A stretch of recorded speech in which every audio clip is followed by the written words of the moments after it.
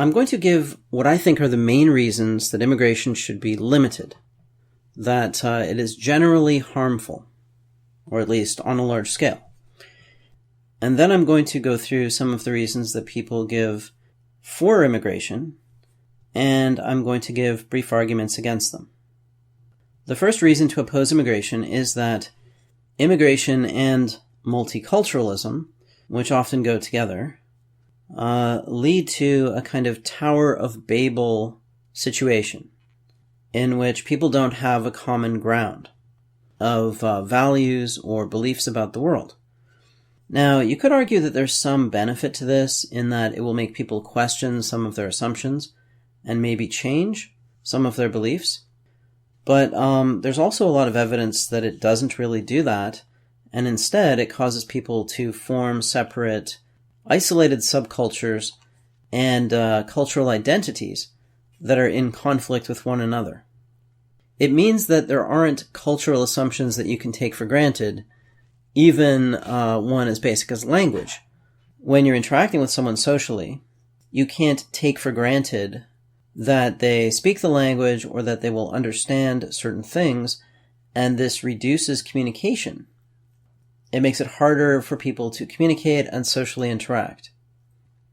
Now, some people will say, well, culture is going to change, so trying to keep it the same forever is an unattainable goal.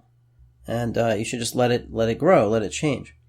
And I agree with that, but there is a difference between natural, slow growth or evolution of culture and a rapid transformation. I would use the analogy of allowing your fingernails or your hair to grow naturally versus pulling on them.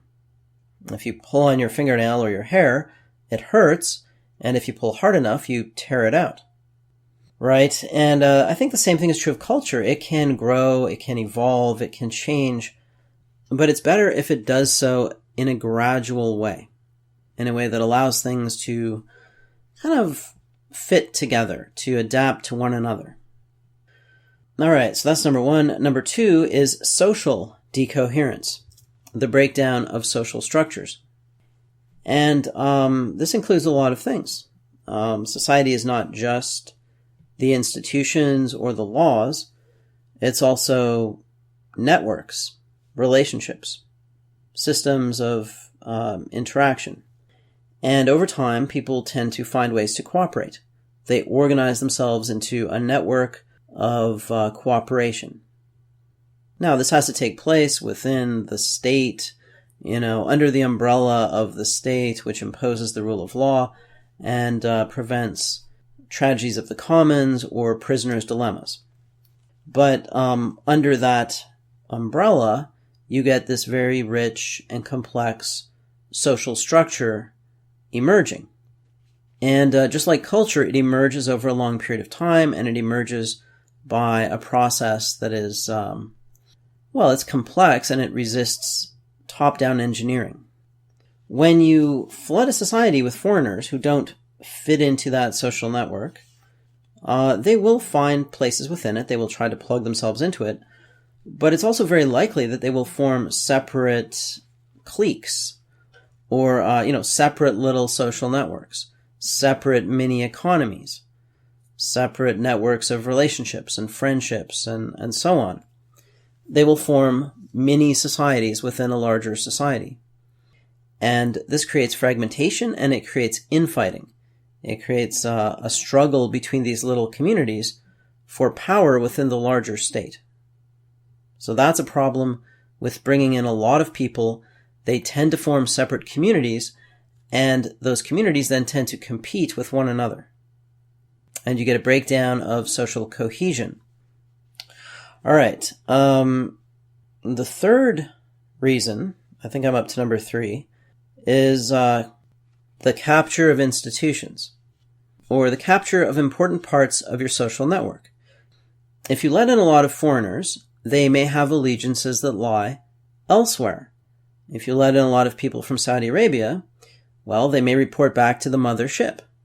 They may act on behalf of Saudi Arabia. They may feel that that's where their allegiance lies. not with your society, but with something else. The same thing applies to China or any other foreign power. If you allow a lot of people from a foreign power into your country, some of them will feel that their loyalty is with their home country, and they will act on its behalf as foreign agents.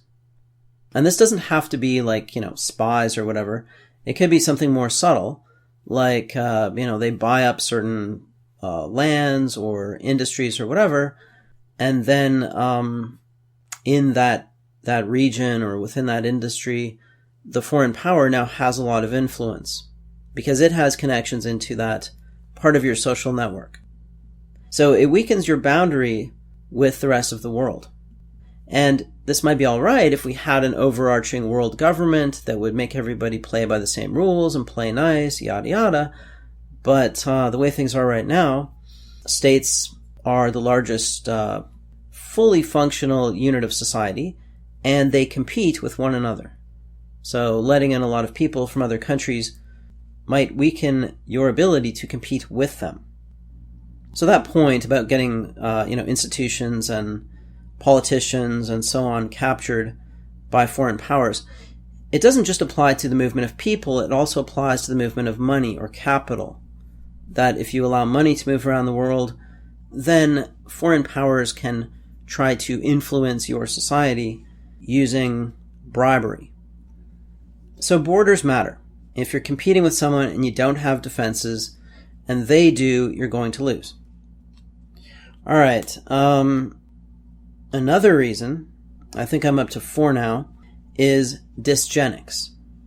Not all immigration is necessarily dysgenic, but when you allow a lot of people in for humanitarian reasons or, as economic or political refugees, they often aren't the brightest or the most productive and responsible members of their home societies, or they might come from a place that has, genetically worse traits, let's say. And it's politically incorrect to say that traits are better or worse, but they are. Some traits are bad for society. Low IQ is generally bad. So is poor impulse control. So is psychopathy.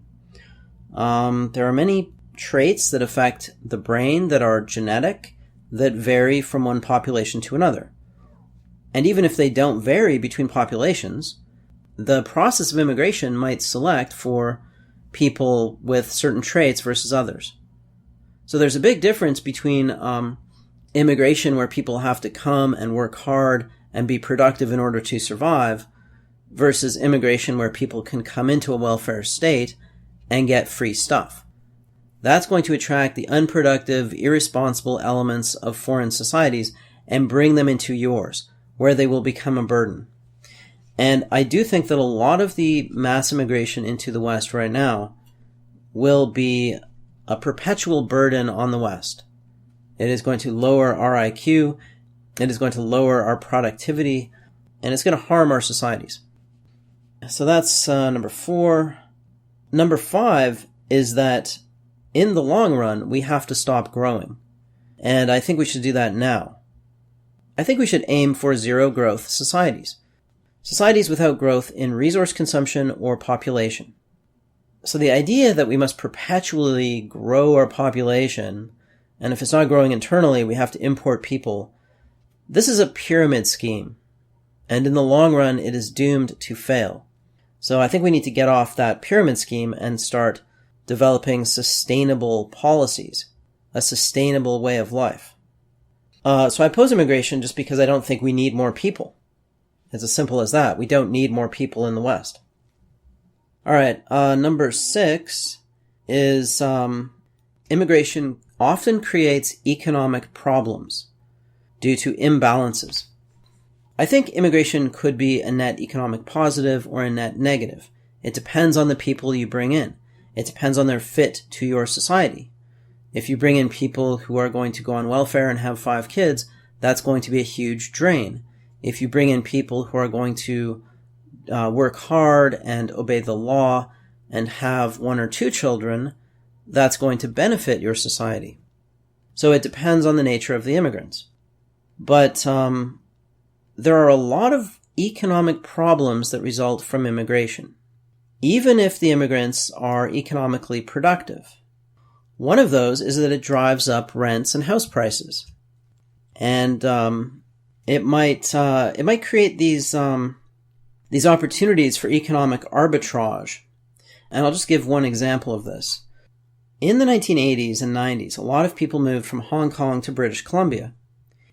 And what happened was the rich people from Hong Kong could move to British Columbia and buy houses and buy businesses and things like that.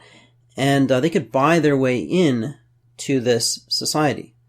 They could buy their way into Canada through the immigration policies that allow investor immigrants to come in. So a lot of rich people used their money that they had made elsewhere to buy their way into Canadian society, which is a very different kind of society.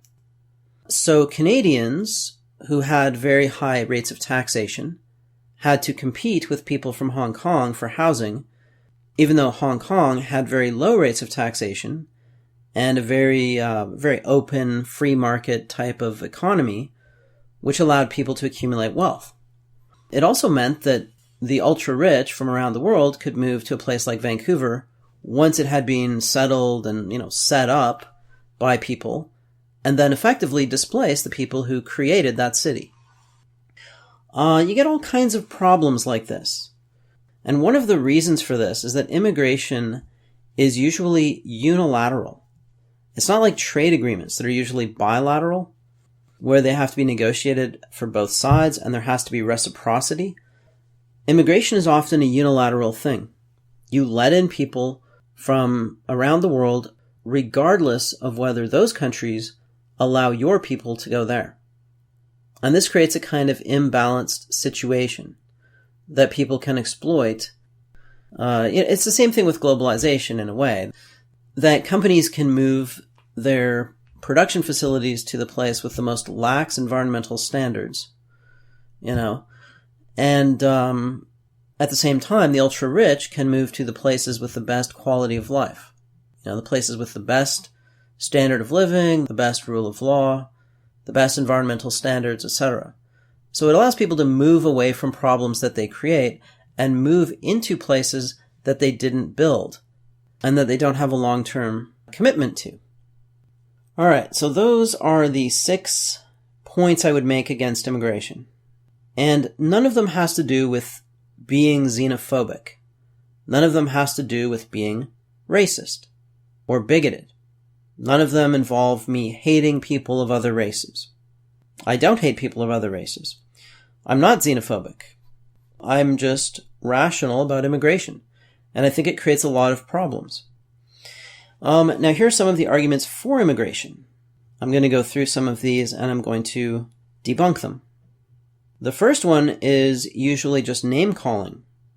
You're a xenophobe, you're a racist, you're a bigot, etc. if you oppose immigration. Now, this is not an argument. So, first of all, you have to respond to these people by saying, well, that's nice, you've labeled me, but that's not an argument. And then you can show them the statistics on things like, race and IQ, or the cost of illegal immigration in the United States, or whatever. So you can show them that your views have a basis in data. That you're not just a blindly ignorant, stupid, prejudiced person who doesn't like different people. You can say, no, you need to open your eyes and look at the evidence. Another argument for immigration that you often hear, which is, again, not really an argument, but more of a mantra, is that diversity is good. And I think the best response to this is to just ask the question, why? Why is diversity good? What is good about diversity? And if you ask this question, you will usually get something about ethnic food or something about just liking to walk down the street and see lots of different people. Leftists don't really have any justification for liking diversity. they can't make an argument that it's good. They just religiously believe that diversity is good. So if you question that religious assumption, then you expose it as an assumption. But they will say things like, well, you get to have all this great ethnic food, all these little restaurants, blah, blah, blah. And to that, you can point out that you don't need the people to come to your society to get the recipe. Recipes can propagate around the world without people. It's not like people in Japan can't eat pizza without having Italians to make it for them. So, that idea is bogus, that we need people to come here to teach us these incredible skills of making shawarma or sushi or whatever. The second part of that is that, they just like seeing lots of different people. But if it's just an arbitrary aesthetic preference, well then why isn't the opposite aesthetic preference just as valid? If they just happen to like walking down the street and seeing lots of different colors of people and different kinds of clothes and hearing lots of different languages spoken and so on and so forth, why isn't it just as valid to want to see the same kind of people, hear the same language, see the same clothes, and so on? Why isn't it equally valid to want less diversity? So you can force them to question this assumption by saying, look, is this a moral imperative? If so, why? Are you claiming this is good for me? If so, why? And if it's just an aesthetic preference, well then why isn't a different aesthetic preference just as valid? And shouldn't you respect the aesthetic preferences of others, rather than trying to impose yours on them? Another reason people will give for immigration is white guilt. That we owe it to the world to share our wealth and our societies because of colonialism, slavery, blah, blah, blah. Well, there are several arguments against this. One is, one that I would make is I just reject the whole notion entirely because I reject morality. I don't believe in morality. I believe that it's a, kind of shared delusion, but I don't believe there are any moral imperatives that exist in nature or between societies.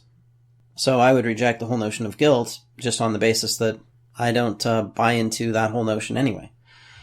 But assuming that you do, as most people do, believe in objective morals, then there are several counter-arguments. One is that this collectivizes guilt, right? It says that you are responsible for what your ancestors did because you are of the same race. The other thing is that it is cherry-picking. It ignores the benefits that other people around the world have received from whites. And I would argue that there is a much better case to be made for white pride than white guilt.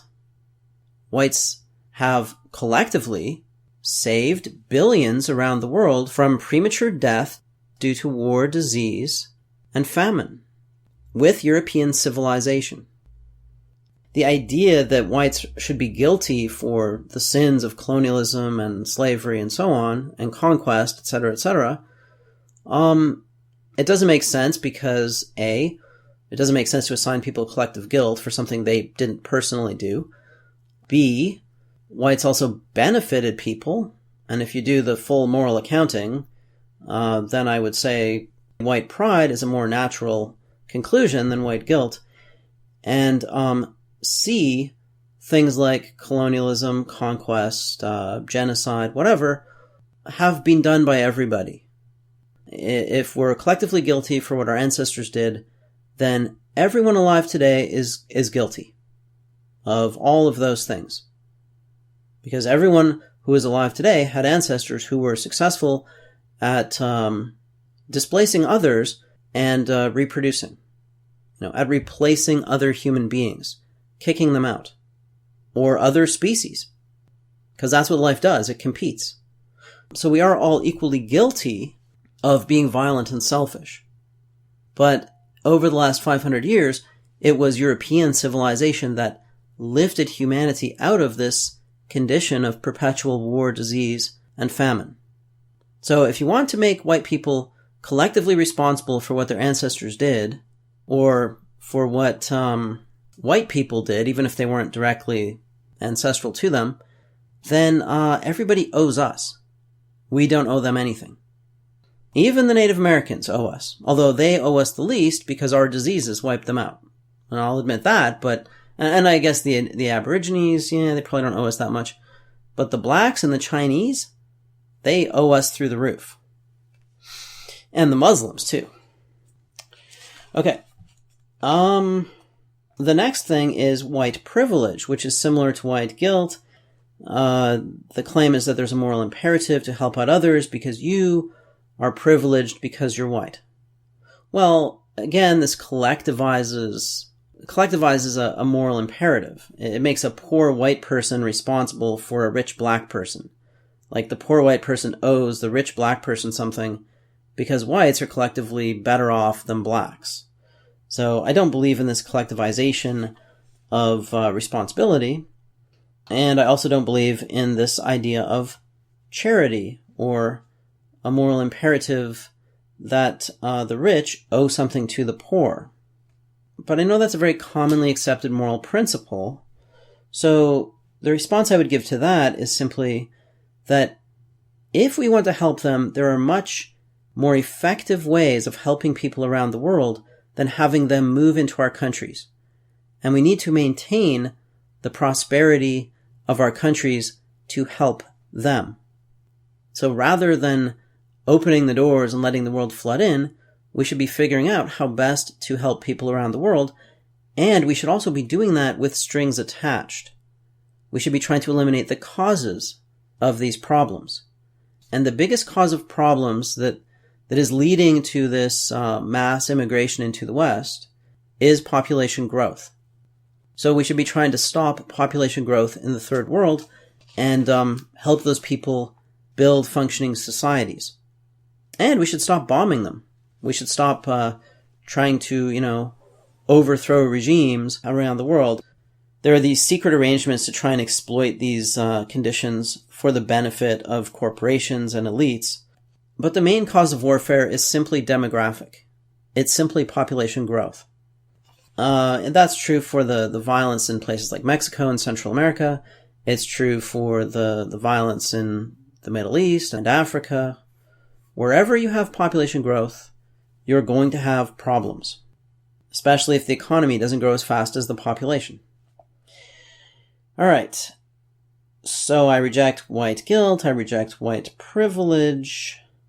Another argument you will get is my friend, the Arab doctor. I have this friend who's an Arab doctor and he makes a great contribution to our society, blah, blah, blah. How could you kick him out?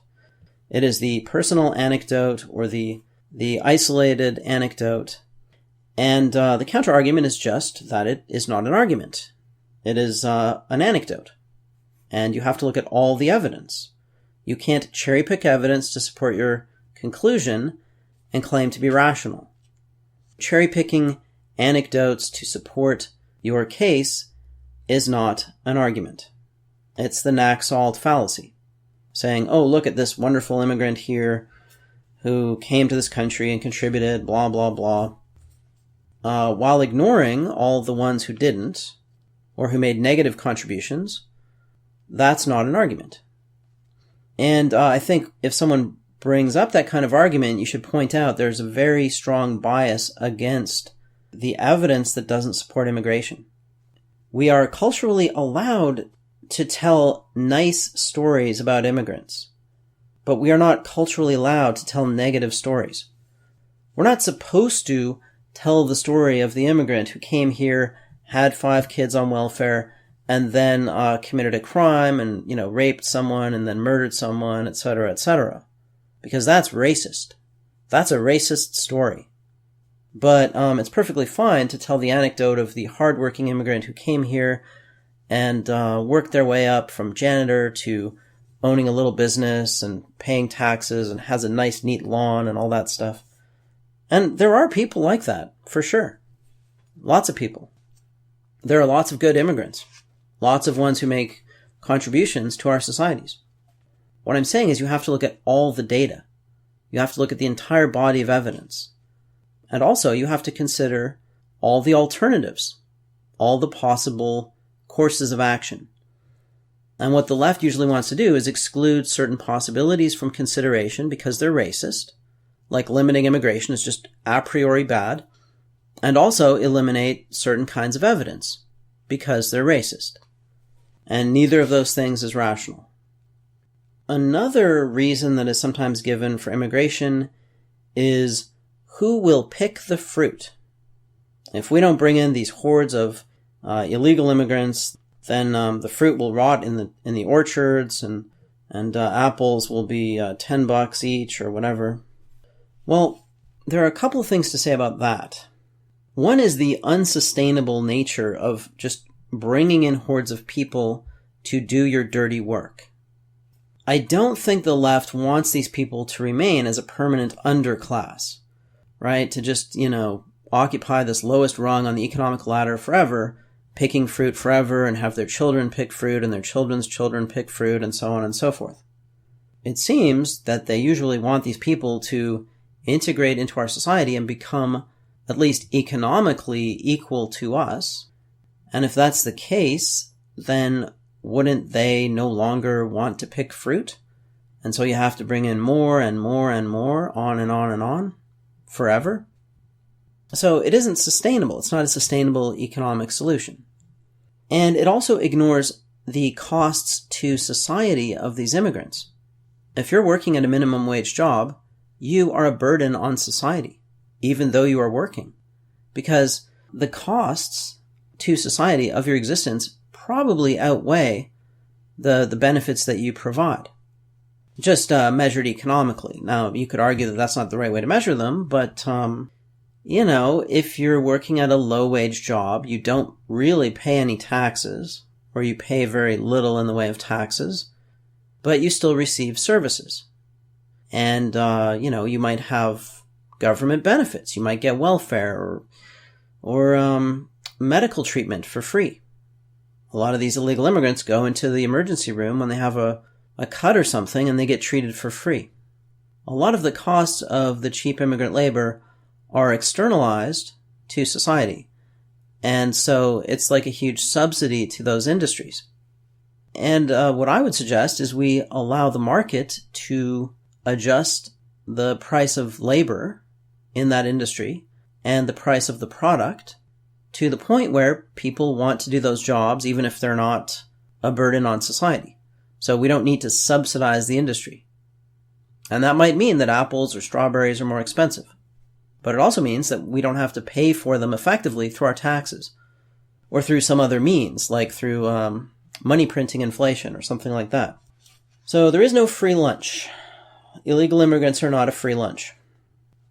All right, another argument you sometimes hear is that this is just inevitable. This is just happening and you have to deal with it, you have to adapt to it. This is often the way the discussion is framed. They say we need to have a discussion about immigration. And here's what's happening, as if it's just a natural process that we have nothing to do with. And here's how you're going to have to learn to adapt to this new multicultural, multiracial world. And you better get used to it. So stop clinging to the past and embrace the future. And this completely ignores the fact that immigration policy is something that governments set. And they have control over people coming in. We can and should control the people coming across the border. So the idea that this is just a natural process that we have to adapt to is an attempt to frame it as if we have no control over immigration, so that we will not make the decision to limit it. And so I think you just need to call that one out as a trick. That's just a little trick to try and take the idea of limiting immigration off the table and present it as a natural thing that's just, inevitable and blah, blah, blah. Another reason that is sometimes given for immigration is that we, in the West, are not having enough kids. So we need to bring in people to prevent our populations from declining. Well, I think there are two counter-arguments to this. One is that declining population is not necessarily a disaster. It's not necessarily a bad thing to have a declining population, especially when you have a lot of unemployment. We don't really need to grow the population. So I would question the assumption that we have to always grow the population. In the long run, we have to stop growing the population. The other counter-argument is that these two things are not independent. That one of the reasons why people in the West have few children is that immigration lowers wages and raises the price of housing.